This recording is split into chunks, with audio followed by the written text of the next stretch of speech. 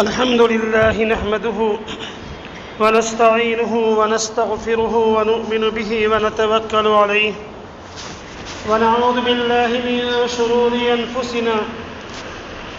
ومن سيئات أعمالنا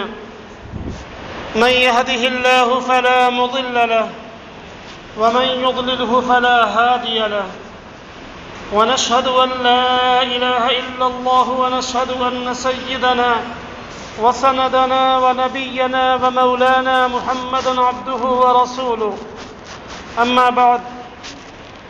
فقد قال الله تبارك وتعالى في القرآن المجيد أعوذ بالله من الشيطان الرجيم بسم الله الرحمن الرحيم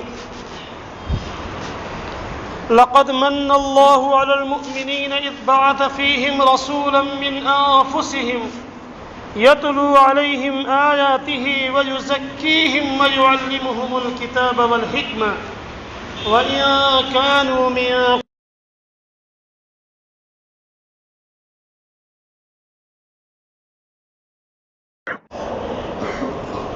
میرے محترم بزرگوں اور دوستوں، ربیع الاول کا مہینہ شروع ہو چکا ہے۔ اس مہینے میں اللہ کے رسول صلی اللہ علیہ وسلم کی سیرت کو بیان کرنے کے لیے جلسے منعقد کیے جاتے ہیں۔ جمعہ کے خطبوں میں اللہ کے رسول کی سیرت کو بیان کیا جاتا ہے۔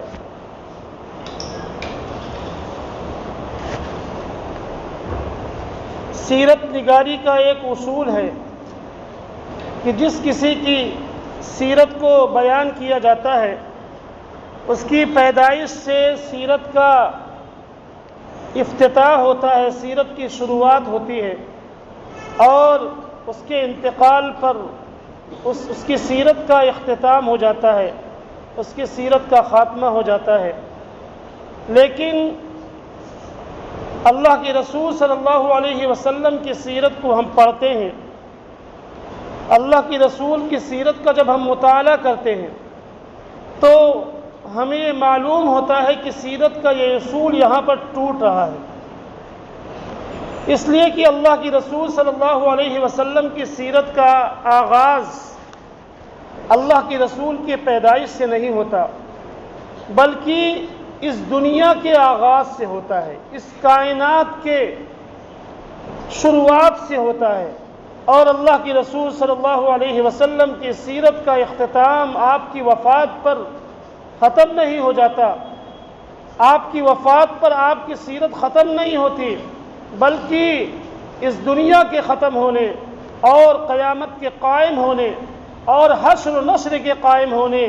اور مومنین کے جنت میں چلے جانے پر اللہ کی رسول صلی اللہ علیہ وسلم کی سیرت مکمل ہوگی۔ اللہ کی رسول صلی اللہ علیہ وسلم کی سیرت کو لوگوں نے اپنے اپنے انداز میں بیان کیا ہے، اور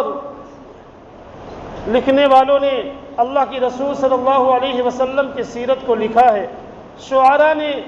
اپنے اپنے شعر میں اللہ کی رسول صلی اللہ علیہ وسلم کی تعریف کو بیان کیا ہے۔ لیکن حق تو یہ ہے، جیسا کہ شاعر یہ کہتا ہے کہ لا يمكن الثناء كما كان حقه بعد از بزرگ تو ہی قصہ مختصر، کہ اللہ کے رسول صلی اللہ علیہ وسلم کی تعریف کو بیان نہیں کیا جا سکتا۔ مختصر یہ ہے کہ اللہ کے بعد اگر کوئی ذات اس کائنات میں ہے تو وہ اللہ کے رسول صلی اللہ علیہ وسلم ہے۔ لا يمكن الثناء كما كان حقه بعد از بزرگ تو یہ قصہ مختصر، کہ اللہ کے رسول صلی اللہ علیہ وسلم کی سیرت کو جتنا آپ کا حق ہے وہ بیان نہیں کیا جا سکتا۔ اللہ کے رسول صلی اللہ علیہ وسلم کی پیدائش سے پہلے یہ اس دور کو دور جہالت کہا جاتا ہے، آپ کی بعثت سے پہلے کے دور کو دور جہالت کہا جاتا ہے، اور یہ کوئی مبالغہ نہیں تھا بلکہ یہ حقیقت تھی کہ اس زمانے میں جتنے بڑے بڑے مذاہب تھے سب ناکام ہو چکے تھے۔ یہودیت، جوڈائزم، یہ چند رسم و رواج کا نام بن کر کے رہ گئی تھی، اور یہودیت تو ایک ایسا مذہب ہے جو اپنے مذہب میں کسی کو شامل بھی نہیں کرتا۔ کرسچنٹی، عیسائیت، جو اللہ کے بنی اسرائیل میں جو آخری پیغمبر ہوئے ہیں، یہ حضرت عیسیٰ علیہ السلام کو اپنا پیغمبر مانتی تھی، لیکن جب سے اس میں تثلیث کا عقیدہ داخل ہوا کہ 3 میں 1 اور 1 میں 3، اسی کی بھول بھلیوں میں وہ پھنس کر کے رہ گئے، اور اس مذہب کی حقیقت بھی صرف اور صرف مورتی پوجا کی رہ گئی، آئیڈل ورشپنگ کی رہ گئی۔ اور جہاں تک ہندوستان اور وسط ایشیا کی بات ہے تو اس زمانے میں بت مت یہاں پر تھا، اور کثرت سے مورتی پوجا وغیرہ میں یہاں کے لوگ لگے ہوئے تھے۔ اور جب عربوں کی تاریخ کو ہم پڑھتے ہیں تو پتہ چلتا ہے کہ وہ دور عربوں میں جہالت کے عروج کا دور تھا، کمزوروں پر ظلم و ستم کرنا، شراب کے وہ عادی تھے، چوری، زنا، غرض کی کوئی برائی ان میں ایسی باقی نہیں تھی جو ان میں نہ ہو۔ اور یوں صرف عربوں میں نہیں بلکہ پوری دنیا میں جہالت اور تاریکی تھی، وہ جہالت اور تاریکی کا دور تھا، اور امید کی کوئی کرن بھی نظر نہیں آ رہی تھی، خواہ مخواہ کی کوئی امید باندھی جائے۔ تو ایک واقعہ پیش آتا ہے جس کو واقعہ اصحاب الفیل کہا جاتا ہے۔ اصل میں ہوا یہ تھا کہ یمن کا ایک گورنر تھا ابرہہ،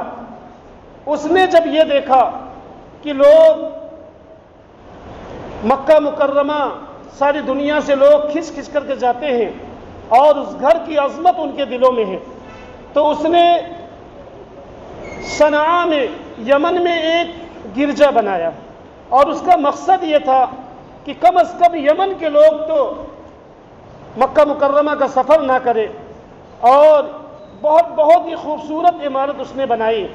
اور یوں تو جو خانہ کعبہ تھا ایک عام سی عمارت تھی، لیکن اللہ کے گھر کی نسبت تھی، اس کی طرف اللہ کی نسبت تھی، اس وجہ سے لوگوں کے دلوں میں اس کی عظمت تھی۔ تو اس نے سوچا کہ ہم یہ گرجا بناتے ہیں اور لوگوں کو وہاں کے سفر سے روکا جائے۔ عربوں کے اندر چاہے کتنی ہی جہالت تھی، کتنی ہی برائیاں ان کے اندر تھی، لیکن کعبہ کی عظمت ان کے دل میں اس وقت بھی باقی تھی،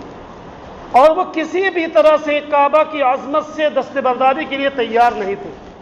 کسی عرب کے رہنے والے کسی شخص نے جب ان کو پتہ چلا تو وہاں پر کسی شخص نے اس گرجا کو گندہ کر دیا، قضائے حاجت کے کر کے گندہ کر دیا، یا اسی طریقے سے ایک روایت میں ہے کسی کنعانی نے، عرب کے رہنے والے نے وہیں قریب میں کوئی آگ جلائی، اس آگ نے گرجا کو پکڑ لیا، اس کا ایک حصہ جل گیا۔ جب ابرہہ کو یہ بات پتہ چلی تو بڑا غصہ ہوا، اور اس نے یہ عزم کر لیا کہ میں خانہ کعبہ کو ڈھا کر کے رہوں گا، اس عمارت کو گرا کر کے رہوں گا۔ اس مقصد کو پورا کرنے کے لیے اس نے ایک بہت بڑا لشکر تیار کیا، اور اس میں ہاتھیوں کا بھی لشکر رکھا، اور اس نے مکہ مکرمہ کی طرف سفر شروع کیا۔ مکہ مکرمہ سے پہلے پہنچ کر ایک جگہ اس نے پڑاؤ ڈالا، اور وہاں باقاعدہ اس کا دربار لگا۔ وہیں کہیں قریب میں اللہ کے رسول صلی اللہ علیہ وسلم کے دادا عبد المطلب کے اونٹ چل رہے تھے۔ جب اس کو یہ پتہ چلا کہ یہ خانہ کعبہ کے متولی کے یہ اونٹ ہے، ان کو پکڑوا لیا اس نے، تقریباً 200 اونٹ تھے۔ جب اللہ کے رسول کے دادا عبد المطلب کو پتہ چلا تو وہ ابرہہ سے ملنے کے لیے آئے۔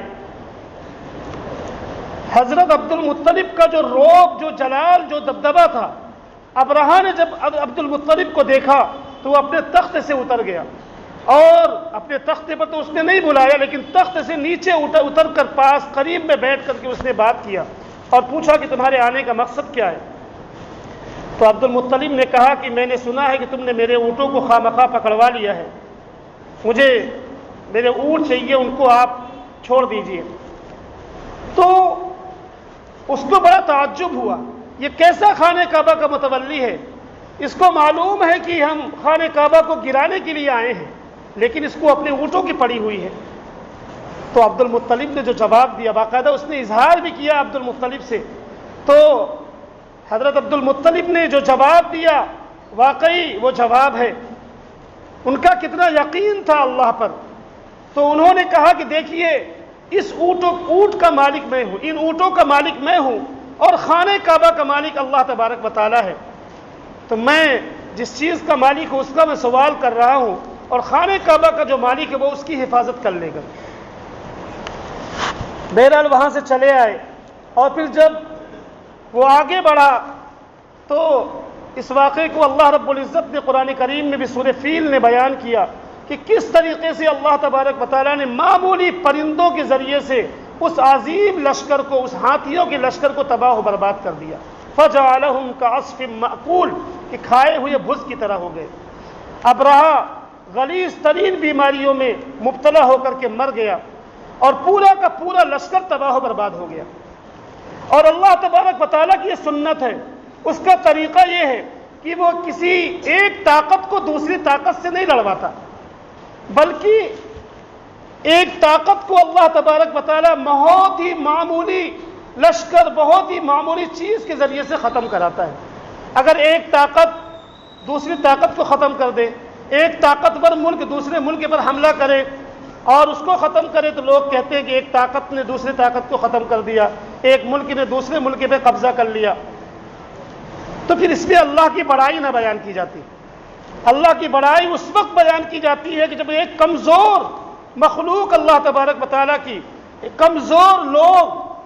اس کے کمزور بندے طاقتور کو ختم کر دے، اس وقت اللہ کی بڑائی بیان کی جاتی ہے کہ 313 کے لشکر نے 1000 کے لشکر کو تباہ و برباد کر دیا، جیسا کہ جنگ بدر میں ہوا۔ تو اللہ تبارک و تعالیٰ نے اس کے لشکر کو تباہ و برباد کر دیا، اور یہ واقعہ اسی سال ہوا جس سال اللہ کے رسول صلی اللہ علیہ وسلم کی پیدائش ہوئی۔ یہ بہت عظیم واقعہ تھا۔ اس سال کا نام ہی پڑ گیا تھا کہ ایئر آف دا ایلیفینٹ، عام الفیل، عام الفیل نام پڑ گیا تھا اس سال کا۔ اور اللہ بیان کیا جاتا ہے کہ اللہ کے رسول صلی اللہ علیہ وسلم کے پیدائش سے تقریباً 50 دن پہلے یہ واقعہ پیش آیا تھا، یا اور بعض روایتوں میں ہے بالکل قریب کا یہ واقعہ ہے۔ تو لوگوں کے دل عربوں کی طرف اور زیادہ مائل ہوئے، اور تھوڑا امید کی ایک کرن بندھی، ایسی کوئی ذات اس دنیا میں آنے والی ہے جو خانہ کعبہ کو وہ عظمت عطا کرے گی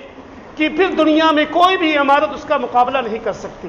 اور پھر وہ وقت آ گیا، وہ انتظار کی گھڑیاں ختم ہوئی کہ جس کا انتظار سارے مظلوموں کو تھا، جن کی کوئی داد رسی کرنے والا نہیں تھا، اور یتیموں کو تھا، جن کے سر پر کوئی شفقت کا ہاتھ رکھنے والا نہیں تھا، ان بیواؤں کو تھا کہ جن کے دامن پر بیوگی کے سوا کوئی دوسرا داغ نہیں تھا، لیکن ان کو معاشرے سے کاٹ کر کے رکھ دیا گیا تھا، الگ کر کے رکھ دیا گیا تھا۔ اور پھر وہ وقت آ گیا کہ اللہ کے رسول صلی اللہ علیہ وسلم نے، اللہ کے رسول کی پیدائش ہوئی، آمینہ کے گھر میں آپ پیدا ہوئے، اور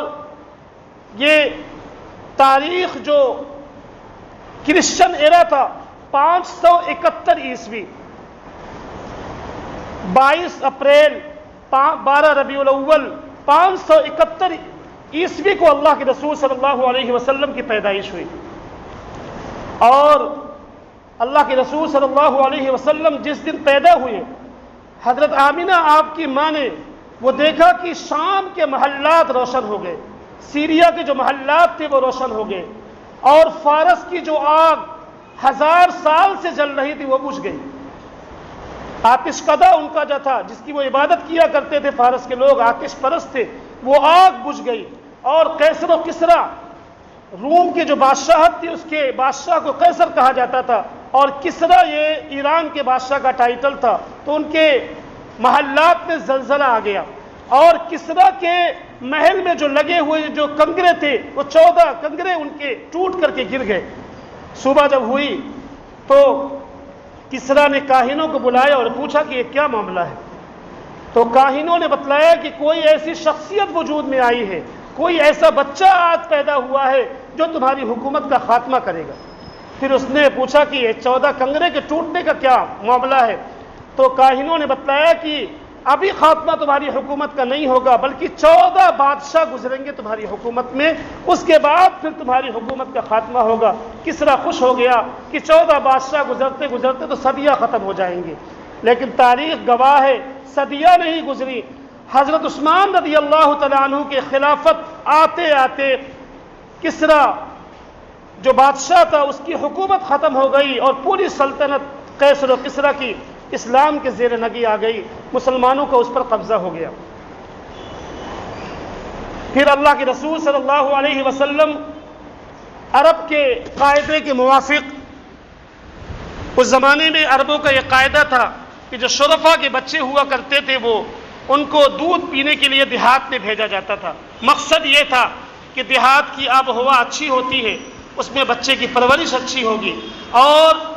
عرب کے لوگ اپنی لینگویج کے سلسلے میں بڑے حساس ہوا کرتے تھے کہ وہاں کی لینگویج اچھی ہوتی ہے تو بچہ وہاں کی لینگویج سیکھے گا۔ اور بنو سعد اس زمانے میں جو بنو سعد کی عورتیں تھیں وہ دایا میں بڑی مشہور تھیں، دودھ پلانے وغیرہ میں بڑی پرورش میں بڑی مشہور تھیں۔ جب وہاں کی عورتیں آئیں اور پورا ان کا ایک قافلہ آیا، اللہ کے رسول صلی اللہ علیہ وسلم کی ماں اور آپ کے دادا بھی انتظار کر رہے تھے کہ اللہ کے رسول صلی اللہ علیہ وسلم کو بھی کسی دایا کے حوالے کیا جائے، لیکن جتنی عورتیں آئیں اللہ کے رسول صلی اللہ علیہ وسلم کے گھر آئیں، ان کو جب پتہ چلا کہ آپ یتیم ہیں، اس لیے کہ اللہ کے رسول صلی اللہ علیہ وسلم کے والد عبداللہ آپ کے پیدائش سے چند مہینہ پہلے ہی انتقال کر گئے تھے، ان کو جب پتہ چلا کہ آپ یتیم ہیں تو انہوں نے یہ سمجھا کہ کچھ مال وغیرہ کچھ زیادہ ملے گا نہیں، اس لیے چھوڑ کر چلی گئی۔ اور بعد میں حضرت حلیمہ ان کو کوئی بچہ نہیں مل سکا تو انہوں نے سوچا کہ خالی ہاتھ جانے سے بہتر ہے کہ اسی بچے کو لے لیا جائے۔ اور پھر جب حضرت حلیمہ اللہ کے رسول صلی اللہ علیہ وسلم کو لے کر چلی، یہ ان کی خوش نصیبی تھی کہ یہ ان کی قسمت میں یہ بات لکھی ہوئی تھی،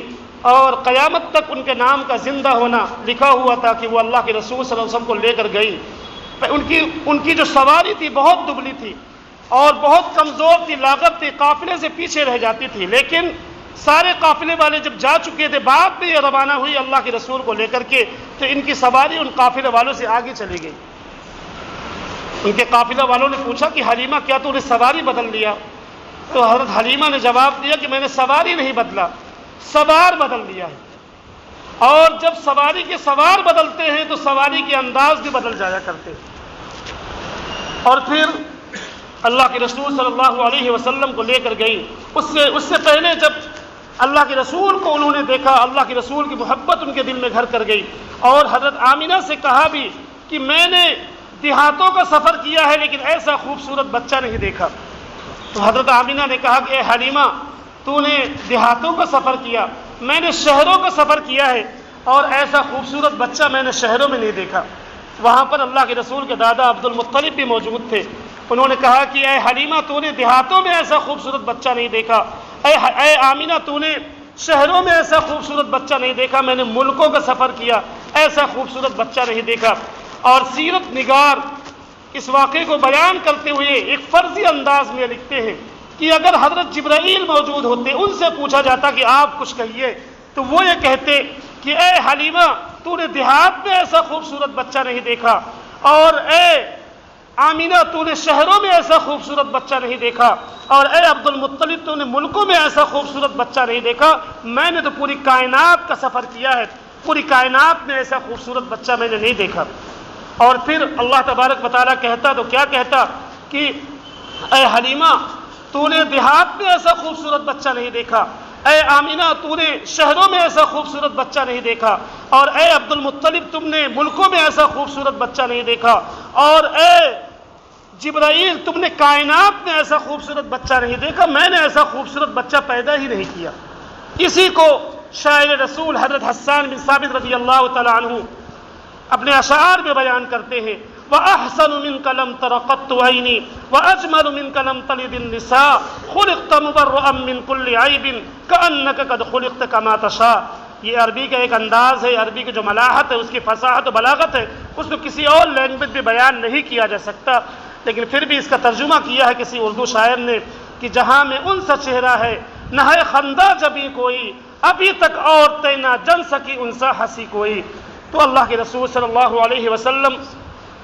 کی تعریف کو الگ الگ سیرت نگار نے بیان کیا ہے اپنے اپنے انداز میں۔